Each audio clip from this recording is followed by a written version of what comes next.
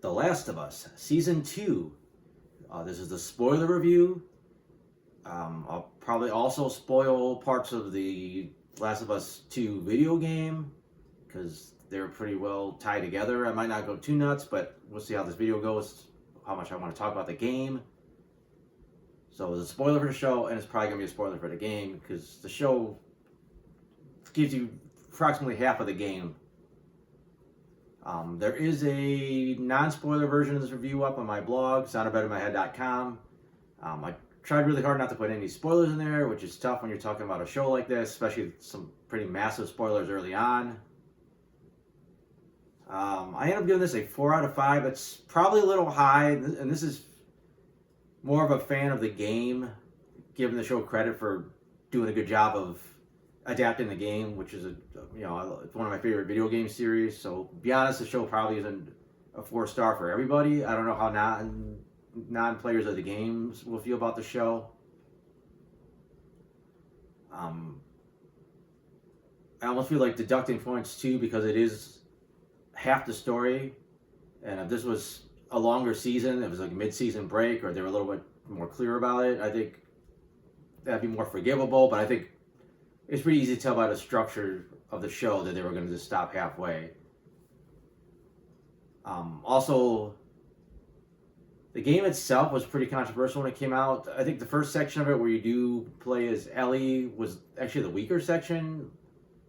And the Abby portion of the game, which was really, a lot of people got turned off, actually ended up, I think, being the better story. So it's gonna be interesting because this season was Abby's or Ellie's story, and they adapted pretty well, but it's not the stronger the story in the game. So I'm hoping next season, when they cover Abby's story, it's gonna be a more compelling narrative overall. But let me go back to this season. Again, the plot's basically the game. I think the epilogue's a little bit longer. They do a pretty significant change where you see why Abby and her friends are on the mission to take out Joel, where in the game you don't find that out until later. Considering Abby barely shows up this season, it's kind of, I guess it makes sense because you got to have some kind of compassion for Abby, because if you're watching the show and you're like, oh wait, next season we're going to follow this character that we hate, you're probably not going to come back and watch it. The video game, you spend $60-$70 on the game, and now halfway through you got to switch characters. You're not going to stop playing. You're like, well, let me get my money's worth, let me keep playing, and see how I like where it goes. But basically, it's what the show is, what the game is a revenge plot. Joel gets killed early on. Ellie and Dina team up, and they go looking for Abby. And it's, like I said, it's roughly how the game goes. There's a little bit more action in the game. Ellie actually kills a good handful of not only wolf soldiers, but also a couple of, I believe she kills a couple of Abby's friends, just like more one-offs than like the big death at the end with Owen and Mel. And again, I think the show does that. They also take a lot of the different flashbacks from the game. They put them all in one episode, which works. I think I personally still would have liked to have the flashbacks maybe in different episodes, but I understand their logic. They don't want that to be like a gimmick, and I think they wanted you to like really feel the loss of Joel by not seeing him again until like late in the season like that. They did a better job this season of including more infected. The story was strong in the first game. The story's what hooked me, and they captured the story damn near perfect in the first season of the show. But the second part of the game that was fun was the gameplay, the stealth and the fighting the infected and the people and that kind of stuff. And they lost a lot of it in the first game or the first season. I mean, if you look back, there's barely any infected in season 1. Season 2, they made up for that a lot. And I think there was even like the little stealth elements, those points where Ellie's trying to sneak by, so you get stealth, you got combat, like stuff in the game that got your heart racing. I think they captured a little bit better this season. You even have like the stalker version of the infected, so that was a minor part of the first game, a bigger part of the second game. I'm glad that they're here. So again, I think they did a better job capturing the second game than the show did to capture the first game in the first season. As far as the characters go, again, now you have Bella Ramsey is trying to play Ellie 4 years older, a little bit more of a hard ass. It's interesting. Early on, they tried to show that she could take down a dude bigger than her, but they really don't get into her being like better at combat in the actual show. Like she takes out like one guy, and that's about it. Like I thought they were trying to set it to make it believable that she could like take out multiple soldiers if she needed to. Where here in the show, they really don't get into that. And also, Bella Ramsey does a really good job in the flashback episode of playing the younger, slightly more innocent Ellie. Ellie was never all that innocent, but playing the more childlike Ellie. That she slips right back in the role and almost feels like a different character. Again, Pedro Pascal is fantastic as Joel, and of course, he doesn't make it past the second episode, which just lines up roughly with the timeline of the game. I thought Jesse was fine. I thought they captured him pretty well. Tommy gets a little bit more to do this season, but nothing super spectacular. I thought Dina was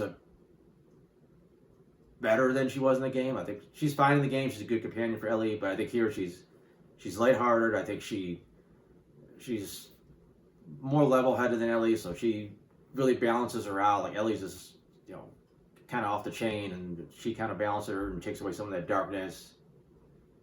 And then I know in the game you ditched Dina kind of early on and let Ellie do her thing. I see here they wanted to keep that interplay between the two, so they kept her in the show longer, which is fine. I think it works out. I don't think you need Ellie necessarily sneaking around these side missions without her. We really don't get to see much of Abby. I think she makes a strong impression in the few scenes that we do see of her. I was actually a little surprised that we didn't see more of her after they set her up early on, but it does make sense with the game that you don't see her again to the finale. They also did an interesting choice they focused quite a good bit on not only the wolves but also the scars, and they kind of alternate between making them look a little more sympathetic, and both groups a little more sympathetic, and then flipping over and saying no, these guys are assholes. Especially the wolves don't get the sympathetic stuff as much, but the scars kind of do, or the Seraphites if you're being polite. So it's weird to focus on them so much, especially when their story's really going to be more important, I think, to Abby's journey. Like especially the finale. I think the finale was doing a lot of stuff to set up season 3, and it felt a little unnecessary here. Especially even showing like some of the attack on the island, and Ellie even briefly ending up on the Seraphites island, like right in the middle of the war zone. As far as the look of the show, it still looks fantastic. Again, there's a lot of post-apocalyptic worlds, but there's a very distinct look to The Last of Us, and the show once again captures that perfectly. Just the way the vegetation is growing on stuff, and the collapsed buildings and all that. The infected look fantastic. The scars look dead on for the game. They recapture like a lot of like little moments that were or some were big moments, but a lot of moments that were very important in the game. They do perfectly here. Like the science museum is dead on, and it was one of the most memorable moments of the game. They nail it here. And I think that's where the show helps. As a fan of the game, there was stuff in the game that I loved, and they really capture that here. And it's like, this is a moment that I loved, and they did it justice, and I think that's why I went with a higher grade with the show. But it was disappointing as you're watching the trajectory of the show, when you get in the last couple episodes, realizing, all right, it's going to end like the game. Well, not like the game, but it's going to end with basically a cliffhanger. That almost ended dead on where I would have anticipated, except I was surprised that they actually went and did the day one with Abby setup, which sets up next season. Which I guess it kind of helps, because I think new viewers are going to come in and they're going to expect to see right where it left off, and then if they suddenly get this Abby story, they went, what the hell is this? I think you're kind of teeing that up, which hopefully people come back to see this story. I don't think there's a ton else I want to say about the show specifically.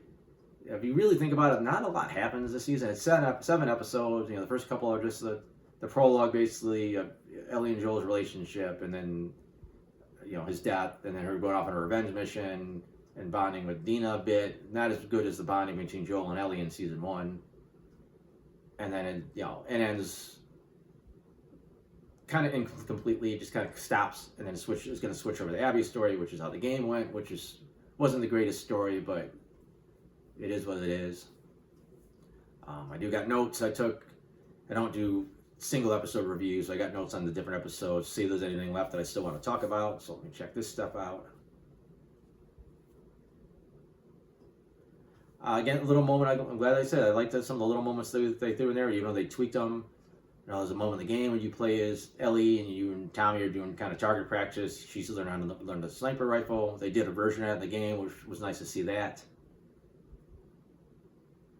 Again, it was cool to see the stalkers because they were in the first game, but they were very minor. In the second game, they were extremely annoying because they're smarter than some of the other infected. So I'm glad they introduced that here, and they make the infected like tougher to take out in the show than they do in the game. So like the stalkers here are even scarier, especially when they show up later on. There's a few of them. Like of course, a lot of the characters got the plot armor, so it's like you can only be afraid so much for them. And they absolutely nailed the New Year's Eve dance sequence. It was like awesome moment in the game, something we actually don't see till later in the game, but it was nice seeing it now, and it really helped set up that relationship better with Dina and Ellie. I was a little surprised that they did take Joel in episode 2. I thought they might try to stretch it out. I think before the season started, I was thinking there was even a point they could have stretched it out farther, but they did it when they should have did it. You know, it happens early in the game, and it happens early in the show, and it's what the story needs to be properly adapted. I thought Bella Ramsey's acting that sequence was also phenomenal. The way they crawled over to Joel and kind of laying on him was not in the game, but I think it really added some depth to that scene. Also, really cool that the song playing at the end of the episode was sung by the actress that played Ellie in the game, and they used it for some of the promotional material for the second game. So that was kind of a cool nod. As a fan of the game, like, hey, I know that. Second episode, they added this massive battle of the town, which seemed like something kind of out of Game of Thrones, which was fine. It was a cool action sequence. Just didn't care about any of the town folks at that point very much, besides Tommy and his wife. It was just it kind of felt like it kind of beefed up the episode a little bit, but you want to get your money's worth for your you're infected and all that stuff. Get a bloater in there, so it was fine. I don't think it was oddly enough necessarily, but it was a cool sequence. And it looked, fantastic. A little bit bigger of a time jump here, I think, in the game. Like almost immediately, Ellie was ready to go after Abby. Here it was like a 3-month jump. It allows times for everything when they recuperate. They kind of changed it that in the game, Tommy ran out after Joel on his own. Where here he's like, well, we don't need to avenge him, and he only goes out way later. So minor tweaks, it was fine. You kind of seen the debate on how the town, deciding whether or not they should go after him, and then deciding ultimately not to go after these Joel's killers. Adds a little complexity to the town that it's cool, but we really don't go back to the town much after this. I mean, that's just the way the story goes, and that's fine. They get a little bit more to Isaac's origins here, like how he was apparently formerly a Fedra, and then he turned on his own troops to join the Wolves. I don't know. We get some weird insight into him as a character, but I think it's going to be something that's going to pay off more in the next season. So, again, here it almost feels out of place because it's like, wait, because we barely see this guy in the season. He's like, pops up at the end, and he's like, oh, I'm on a mission, I might die. Like, I think you were like, what? I don't care, really. And again, I think this is all set up for. Again, this would flow better. I think this is like mid-season. This is like, hey, we're doing 14 episodes, and this is the mid-season break. I think it flows better. We got the awesome guitar sequence from inside the music store with Ellie playing "Take on Me" for Dina. Great scene in the game, and then apparently you could actually skip it in the game, which I didn't realize. I ended up, exploring a lot, so I think I did most of what you could in the game. I think even the whole, I know the communications building, and I think even the subway was directly from the game. So again, it just kind of made me feel like I was watching the game. The way they interpreted it into the show. Kind of wish we would have seen more of the infected taking out the wolf soldiers, just to kind of see, like, make them seem scarier. But it's like they just kind of came in. You barely even see the soldiers get taken out. Pretty tense sequence. Again, if you know the game, you know how it's going to change. It's going to end up. Obviously Dina's not going to blast Ellie and kill her, but they still had a pretty good amount of tension to the sequence, which right after she finds out that Ellie got bit. And again, that was tweaked from the version of the game, which I think the new version's like got more flavor to it than the game, so I think that works. Which is weird because then they saved the introduction of the spores, I believe, to the next episode, which is nice to finally see them. But the way the show is done, it doesn't make a big difference. It's not like the spores or like as big of a deal in the game as they are in the show, just for practical reasons. But it was cool to see that they added it. There's a lot of nods to the basement of the hospital, which we know later parts of the game. There's some pretty cool stuff coming up. And then that mostly plays out like the game, where Ellie tracks Nora down, and Nora gets infected, and Ellie beats the information out of her. I think Ellie seems a little more shaken in the game after that, and she is here too, but I think just the way they cut to the flashback episode next, I think they kind of killed some of the vibe of it, how Ellie should have been feeling coming back. You said you see a little bit in the acting, but I don't know, it just didn't flow as well. And then again, the finale, a lot goes on. A lot of it some of it felt a little unnecessary. Like, I didn't think there was really a major reason for Ellie to end up on the Starfire Island and have to escape. Like, that was just kind of like, all right, just take the boat and take it across the thing. Especially the game had a cooler sequence where you had to go into this like wolf-controlled area, and you had to steal the boat, and then it's like you're going through these like flooded streets in the town, which was a really cool sequence. And then eventually, you get where you got to go. Here they made it to some really dark, stormy night, and it's just would have been a straight shot to the aquarium, but you did get washed up on the island for like a minute.